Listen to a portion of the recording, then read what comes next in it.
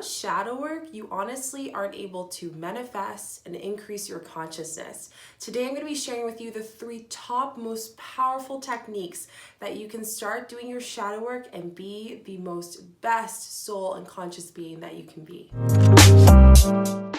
Welcome back, beautiful souls, to the channel. I'm Shika, your conscious mentor, and today I'm going to be sharing with you 3 of my favorite and awesome shadow works that you can start doing today.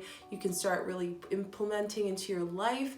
Some of these things are things that you can do on your own, and some of them are with the assistance of someone else. I find that when I was able to combine the 2, I was really able to see myself expand as a beautiful, amazing, conscious soul. So much so that one of them I actually did yesterday, and it was 8 hours long of deep shadow work, and I can say right now I'm feeling like I just purged out so much energy and I've just released so much. And I have this heightenedness of consciousness that, has allowed me, and the universe has given to me a different perspective of my own self and where I can really expand. So if you feel like you're stuck right now, if you feel like you're tired of being where you need to be, the only person that's holding you against that is yourself. And I want to make sure that you're able to really take that power back into your hands. So before we get into the video, make sure you give this video a thumbs up, like and subscribe, as well as put notification bells. I do videos every single week for you beautiful souls, 3 videos, sometimes more. And we do lives and full moon and new moon rituals. And to apply for mentoring, energy healing, shadow work, you can apply down below for the conscious mentoring. And today's subscriber of the day is Miss Shika. I love that name. It's the same as mine. And I want to say thank you to each and every single one of you guys for being part of this big family of love, unconditional love and consciousness. I am so grateful for each and every single one of you. Let's get into the video. So the first and foremost thing is, what if you're meditating? What if you've been doing the meditation, you've been doing the scripting, and you still feel like, Shika, I honestly don't know why I'm not purging out this energy. I don't feel like I have some direction of where I need to go next. Well, this is why I started to research a little bit more. And when I started doing the energy healing and started being in this space, I felt like the biggest improvements I got were through these following 3 things. So the first thing is energy healing. And I'm going to explain to you guys what that is. Energy healing is transferring and allowing you to have energy transfer through, whether that is yourself or someone else, to expand your own being. So for example, I started my Reiki practicing as my first style of mentoring or energy work, if you will. And I did it specifically with the intention to be certified for myself. I found being someone who's a mentor, I noticed that I was taking on a lot of people's energy. So if you are in a space at work where you take on a lot of people's energy, I feel like this is where energy healing can be very helpful for you. There's also the aspect of going to someone for energy healing. So I did this for quite a bit, and it is quite accessible. I do energy healing myself, so if you're interested in Reiki, and I'll explain the other ones later on, let me know. Like I said, you can DM me on Instagram to learn more. But one of the biggest things is being able to have someone or yourself show you parts of your energy, parts of your chakras that are not aligned, parts of your conscious thoughts that you're not aware of, and just more alignment overall. It can also help you with your mental health, depression, anxiety, manifestation, abundance, a law of attraction, because now you're releasing that energy that no longer serves you. You can now attract exactly what you consciously want.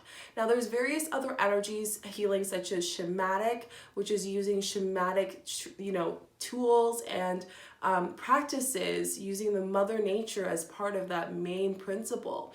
There is theta, which is pretty high up there, where we go into tapping into Akashic records. We go into tapping into past life regression, which I also do as well. Then there's also other energy healings as well, such as Ayurveda. There's so many out there, and that's one of my favorite things about energy healing, is you can find what works for you. So that's my first and one of the most powerful places that you can start. Number 3 is more of something that I do every month. And you guys know that on this channel, I do full moon and new moon rituals where we get to come together live and expand ourselves. But there's something that you can do after those rituals and even on your own. And that is, at the end of the month, I look at my relationships, the things in my life, and I release what no longer serves me. It's almost like having a Band-Aid and you really want to rip it off, but you don't want to because you're scared of the change. You're scared of possibly taking off a little bit of that skin or whatnot, or if it's not fully healed, you have to jump and take that risk, right? So one of the things I always say to help heighten your consciousness and your intuition is ask yourself, what is around your environment that no longer serves you? What do you have to release? So for example, you can do a clearing of your clothes. Donate a bag of your clothes every single month that you notice that doesn't serve you in your closet. Energy doesn't only come within, it also comes around us, and it is represented in things and materialistic things as well. Another great thing that you can do is allowing yourself to actually clean. I love cleaning on the full moon because it allows me to get ready to prepare for the new seeds to come in my space, maybe even change the feng shui of my space. It really allows me to really do that. The other thing is using meditation as a sense of release. I let go of anything and I'm allowed to sit with myself and just be, detaching myself from my name and attaching myself to my energy. And I know that sounds really crazy, but this is something that I learned from Deepak Chopra. And it's truly helped me really shift my mindset. And what that means is as I meditate, I start to say my name. And then eventually I say my first name. And then the second thing I say is I just say being. And then eventually I say And the reason why I do this is because eventually when I can take myself away from the name, and this is something I've learned from various other practices and traditions as well, I can fully feel the emotion and energy and change my perspective and make it more realistic. So try doing that next time you meditate. Allow yourself to release at the end of the month. See what you've done. Give yourself some opportunities and celebrations, but also give yourself some check-ins to see how you're doing. Now, the first of the month, what I do is I do a card reading every month, and then I also do a point of where I just sit with myself and I journal a few things that I want to make sure that I'm focusing on. So for example, as I film this video, the first thing that I'm focusing on in this month is shadow work. I am releasing, I'm let go, I'm releasing everything that no longer serves me, specifically on ancestral work. So if I focus on that, I know that that's one thing that I can get deeper into and really sit with and understand that that's one piece of energy that I can make room for new manifestations and new things that I want to attract into my life. So you see how those two things can really help us, checking in to release and checking out to manifest. And if we manifest things but we never ever release, that's why people don't manifest money. That's why people don't manifest relationships, because we're not able to release what we don't receive, say thank you to those things, and then say thank you for the things that we want to bring into our life. The last one is one of my favorite ones, and it's not something that I per se condone on my channel, but personally for me, it has helped me a lot, and that is plant medicine. Plant medicine is so beautiful, and as someone who practices Reiki, shamanic, as well as Akashic, past life regression, energy healing, I know it's a big part of the world and the mind that we can tap into, opening our third eye, our consciousness, and so much more.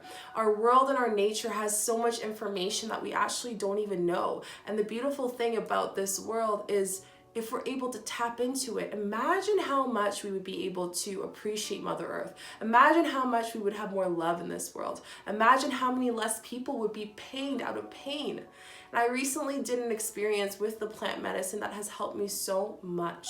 Now, there's a lot of plant medicines out there that are under psychedelics that can really help people out. And again, like I said, I don't condone this on my channel, but if you do ever get that opportunity, I would suggest it has helped me out. One of them being ayahuasca. I want to do that next, being as part of my shadow work. I have kept on getting visions with Mama Ayahuasca, and I always say that if you have a thought about a certain plant medicine and it keeps coming into your mind, most likely subconsciously, that nature, that mother, that medicine is actually trying to communicate with you that there's something that they need to tell you, and that shadow work needs to be done. So that's one of them. The other thing I wrote down is shrooms. Again, I do not condone shrooms on my channel, but it's something that I do feel like personally has helped me out and has helped a lot of people out. And what that does is it allows to expand parts of your brain that you probably never even know, parts of your consciousness. It expands our ability, and it also allows us to sit with ourselves inwards if we use them the right way spiritually. Like, if you want to learn excuse me, if you want to learn more about these specific medicines, you can go check out McKenna. I love him, Terrence McKenna. He is amazing, as well as his brother, Dennis McKenna. And they talk quite heavily on this subject, really trying to educate people on what the means of it, not only just for going out, having fun, which people are known for, taking away the stigma and allowing people to use it in the community to help and support. And like I said, it is something that I feel like is personally a great thing for people, but we have to kind of be patient with the world as we try to shift our new age. The other thing is camo. Camo's probably Cambo. Camo's another amazing one, and that is the poison of frog. And this is something that was introduced down in Central America. This is amazing. You actually do it for the masculine energy using 3 dots, and it allows you, using the poison of the frog, to purge, similar to ayahuasca, but it's a different type of energy. You know, it's a masculine energy. And for those who want to balance their masculine, that's great, as opposed to ayahuasca, which is more on the feminine divine. She guides you through this feminine energy. So it's both so different, but they both have amazing qualities. The other one that I wrote down as well is San Pedro, and this one I personally have not used, but however, I know many people in the spiritual community who claim that this one is one of their favorite ones. So these are just a few, but there are so many out there that can really help people expand. And when you are able to be forced to see beyond yourself of what you can already see, that's when the true shadow work begins, and that's when your consciousness can begin. That's when your manifestations can expand, your abundance, and you can change your life literally in such a big, rapid way. So I really hope you guys really enjoyed this video. I really hope you liked all the tips that I gave you, and you're now able to take this and go do the shadow work. Let me know down below if you have any questions on any of the top 3 techniques that I use to deepen my shadow work and allow myself to heal my deeper self, because healing is really what we are going for when we come into this space. We all have experiences. They might be different stories, but we all want to heal and expand ourselves. Also, let me know if you guys would like me to talk about my experience with those specific techniques that I shared. Please let me know down below in the comment section, and don't forget to give this video a thumbs up, like, and subscribe, as well as put notification bells. I do videos every single week for you amazing souls, as well as apply for the conscious mentoring if you feel called to do deeper shadow work with me. I'm sending you so much love and light and positivity. Happy shadow work. You're doing amazing, and just get ready to see the new version of yourself. I love you so much. Bye.